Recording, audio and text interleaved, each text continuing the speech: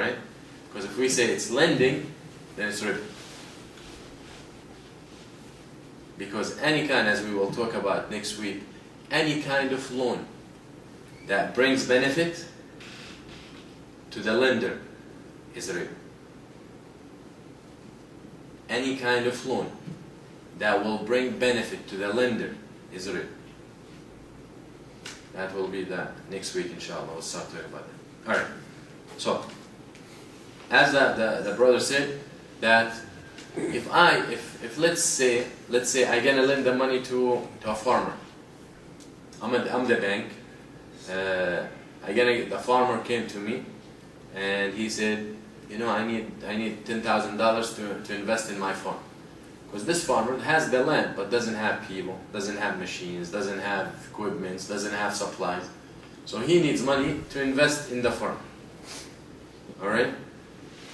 Then he says, I will sell you 1,000 pounds. Let's say he's gonna farm dates. I will sell you 1,000 pounds of dates for $10,000.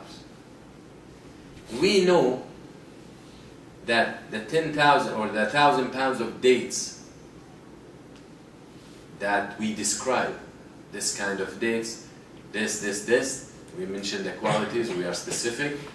We know that they sell, when it's the season, they sell for $12,000. So here the bank gonna give $10,000, buy the dates that he gonna collect later on, buy it now for $10,000, but when he gets it, he can sell it for $12,000. So here he made $2,000, or the bank made $2,000. You understand? Now the example I give, there is a restriction. Who remembers the restriction? When we said about Aqd al-Salam, we said we need to specify the product, but we cannot say, especially when it's farming, which plants or fruits or whatever, we cannot say where it's coming from. So this way we keep some kind of leeway, leniency. If I can get it from me, I can get it somewhere else. All right? I cannot say, for example, this farmer who came to borrow the 10, or who came to sell the 1,000 pounds, okay?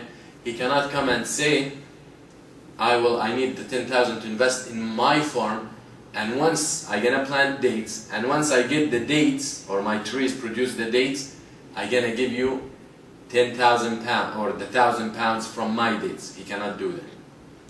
Why? Because there's no guarantee that there's going to be. True. What else? You don't know if they will gather any fruits altogether. Huh? There's no guarantee. There's no guarantee on that. There's no guarantee that his farm will produce. But most probably there is some farm going to produce. So he can get it from somewhere. So we say dates.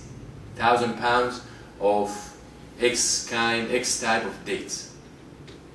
But he cannot say 1,000 pounds of X type of dates from my farm, or from so and so farm. Alright? So this way, when the time comes, he can get, if he doesn't have the date, he can take it from his farm, if he has it. But at the time of the contract, he cannot specify that it's from his dates. If he doesn't have it, then he can buy it from somewhere else. Alright? So that is specific that we need to understand. So this is a way. So instead of this farmer coming and borrowing $10,000 from the bank, and the bank can charge him 3-4% interest over a year, all right? So then the $10,000 he borrowed, he has to return how much? Let's say $12,000, assuming, okay, based on the interest rate, all right? That's riba. But now we have a substitute. We have an alternative where the bank can benefit, and the farmer can benefit, the lender can benefit, and the borrower can benefit. And that is Aqd al-Salam. The farmer comes, I sell you dates, I give you in a year the dates for $10,000, and you know the value of these dates in a year will be 12,000. So maybe you can make even more than what you would make if you charge me interest. Got it? Now, how much interest they charge for a general loan? If you go and you borrow, if you tell the bank, I need to borrow $10,000. What is the average? Any ideas? You're in the financial... Seven? Well, at least. Sometimes 17. Yeah. Even like credit cards, which we already talked about credit, but credit cards, when you're late, one payment, how much the interest? There are some credit cards reaches 20 and 23 and 25 and even more based on your credit. Alright? Because you need the money, so you charge and you borrow the money, but now you can't pay. Alright? So this is an alternative. You talk about Islamic financing, this is an alternative. So the bank didn't deal with riba, and yet still made money. The farmer didn't borrow in riba, and yet he managed to invest and managed to move on with his farm. Alright? Another situation, another alternative. Now, those people, the kuffar, don't know about it. They never thought about this. They have this kind of transaction, but not exact. Futures market. Okay? But the point is, there are specific things, because a lot of details, because as we said, one of the restrictions is we cannot say this coming from so and so. Okay? Now,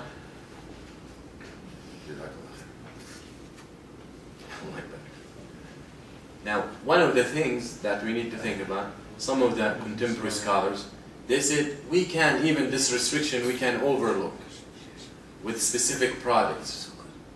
And the reason they said that, they said because now we have some products that are manufactured.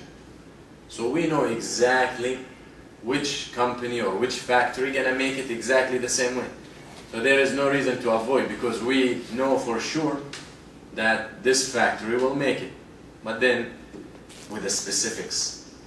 But then we hit a wall here where we say, how do we know that the factory will not go out of business? So going back to the reason why we cannot specify, one of the things you said was that there's no guarantee. There's no guarantee Brother Ali's farm will produce that specific type of dates or with that quality that we specified in the contract. But also another reason is I cannot sell what I don't have. Because once I say it's this specific thing from this place, that means I'm selling something I don't have. Okay? So that is also not allowed. So there are many points. That's why the restriction takes place.